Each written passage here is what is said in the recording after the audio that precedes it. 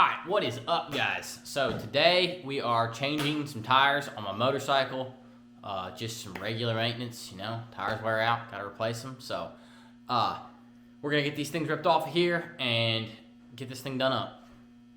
Alright, so here we have my 2013 Honda Cb500X. Been a great bike, had this on multiple trips. You know, I've rode it from state to state, done local rides, you know, kind of all over. Been a great bike, put a lot of miles on it. But these tires are shot. Now, in terms of tread, the front one still has a little bit left, but it's cupped. So it, you know, it kind of has a wave factor to it as you look across it from the side. The back tire back here has practically nothing left. It is pretty well shot. Just very bald here in the middle, way past the wear bars. Got a little bit of tread out here, but you know, kind of sketchy on wet roads and anything that's loose like gravel or anything. So we're gonna get these things tore off of here, and here are my new tires. So I've got a new front, new rear, and hopefully this is not too painful.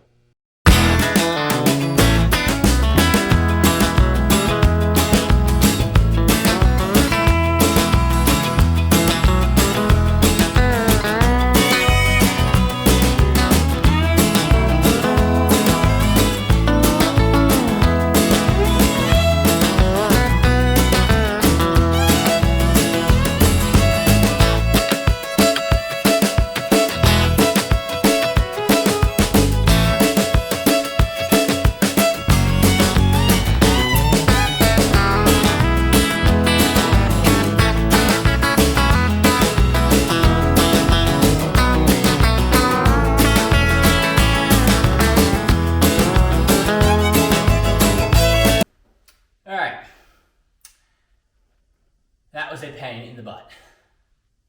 But thanks to WD-40, it's a lot easier. I did take these things down to my local tire shop that's just down the road from me to have these beads broke.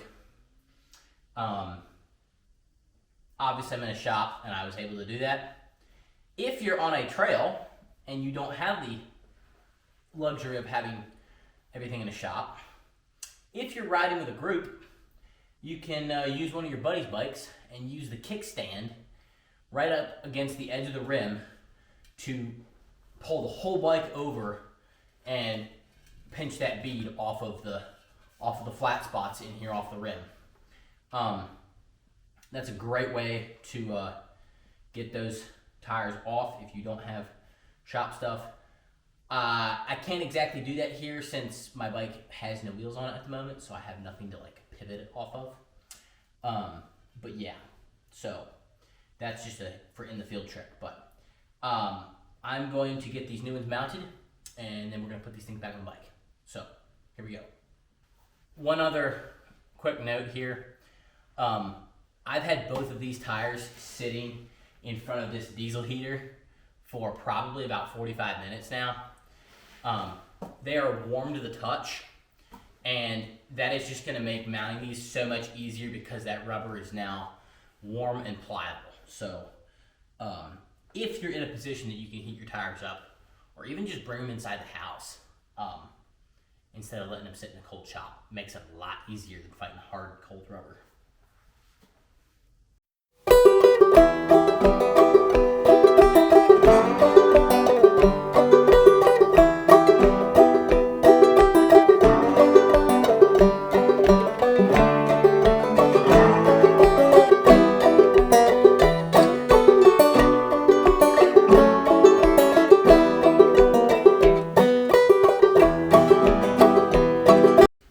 Now is the fun part, or as I call it, the most challenging part.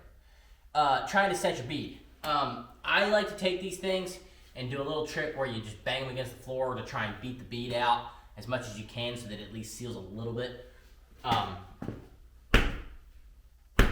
This seems to help a little bit, especially on dirt bike tires or whatnot. these are full-size motorcycle tires, but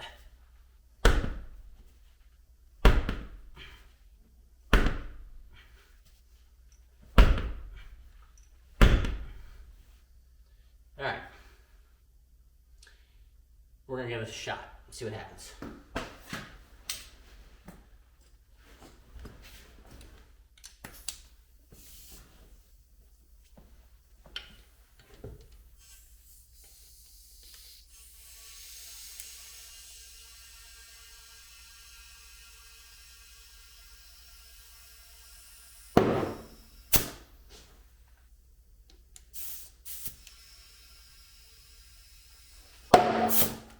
Okay. Wow. That was incredibly fast. Well, my bouncing technique worked. So I'm going to hook up my other gauge here and see how many PSI this thing is at, and then I'll get it set for my pressure hold.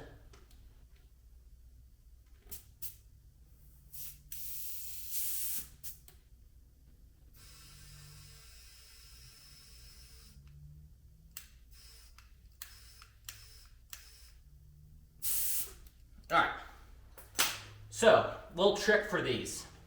Once the bead is set, inflate it to max pressure. So for this particular tire, it's 42 PSI.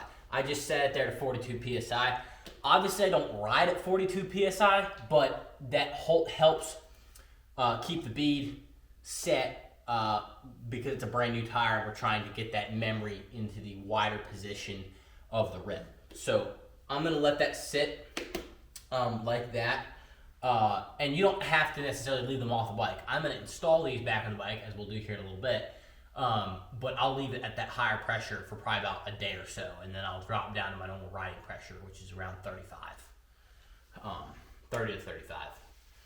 So that's just a little trick.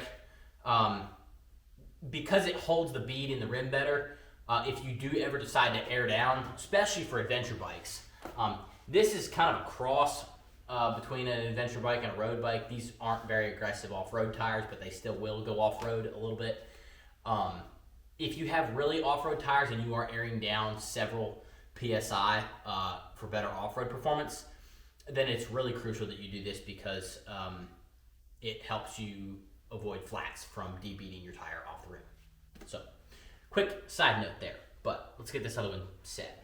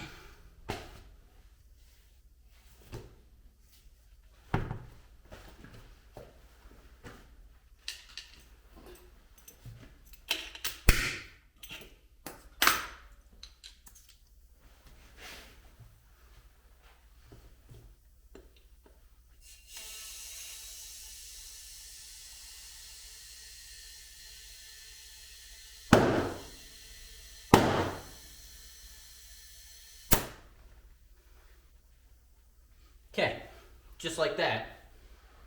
Got the bead set. I will say, spraying with WD-40 helps immensely with setting your bead. It takes less pressure to set your bead if you have that sprayed in there than if you do it dry. Doing tires dry is just generally a bad idea. Things can go really wrong if... I've seen guys try and set beads and have their tires almost at like 80 PSI and the bead still hasn't popped yet, and I'm like, maybe we should not blow our heads up when that thing decides to go and send the rim hurling across the rim. So yeah, just use a little lubrication. Makes things a lot better.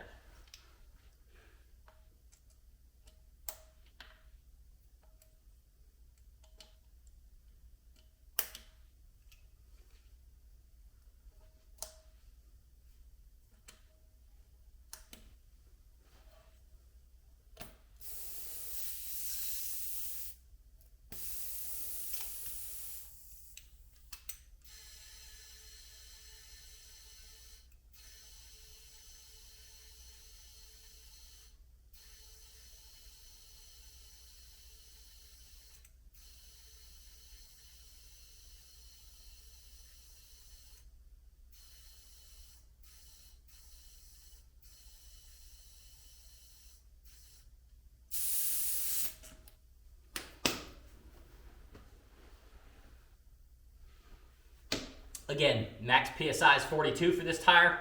So I set it at 42 PSI, and I'm gonna let that sit for a little bit now while I let that tire relearn its new position. So while I have this thing apart, I'm gonna clean up this rim and clean up this hub a little bit before I put my rubber blocks back in here and get my sprocket assembly back on here. And then be sure after doing tires to always spray and wipe down your brakes. It's also a good time to inspect your brake pads and see if they need replacement. You never know. Sometimes that stuff sneaks up on you. Just always keep your eyes peeled for things of maintenance that need done.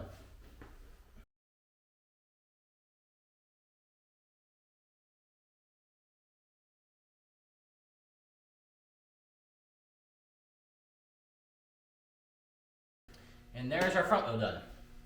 So now I'm going to show you my next problem that I'm going to have to figure out how to do by myself. This.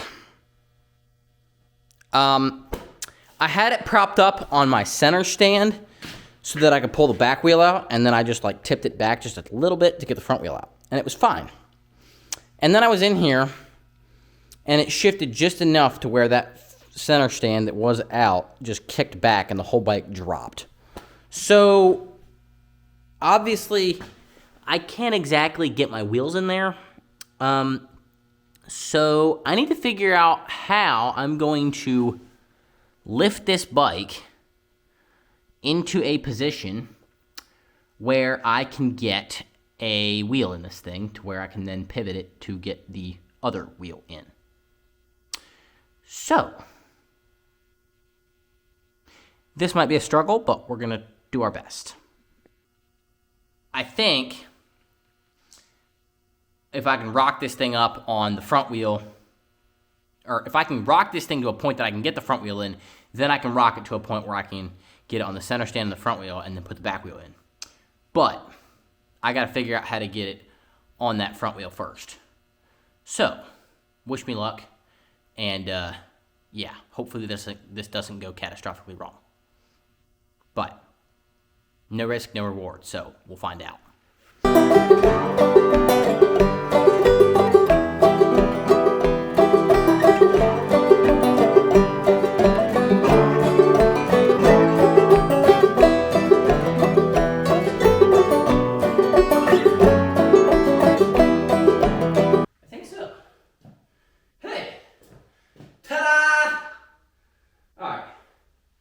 Don't give up, guys.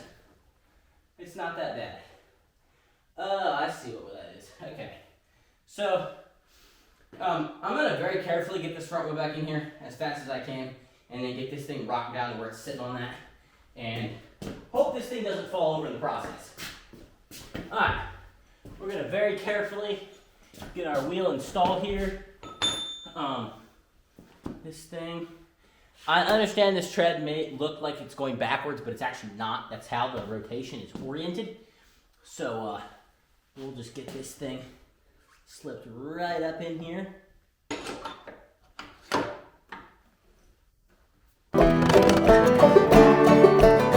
Alright, now that I have the front installed, we're going to rock this thing down and get the back installed.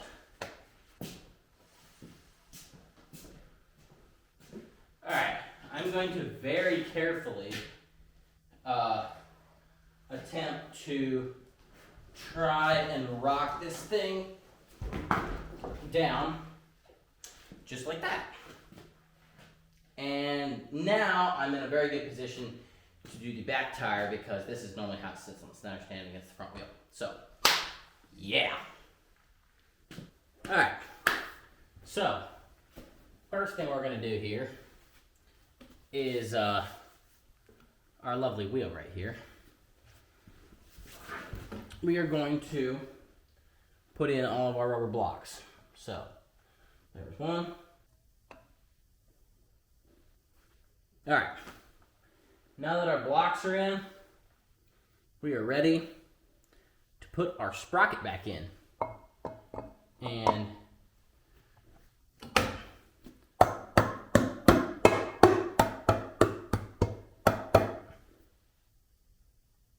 there's our sprocket.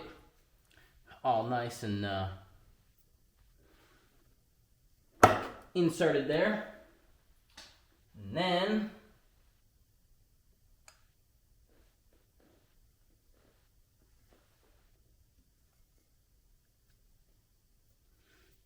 got our collars there for the axle to go through.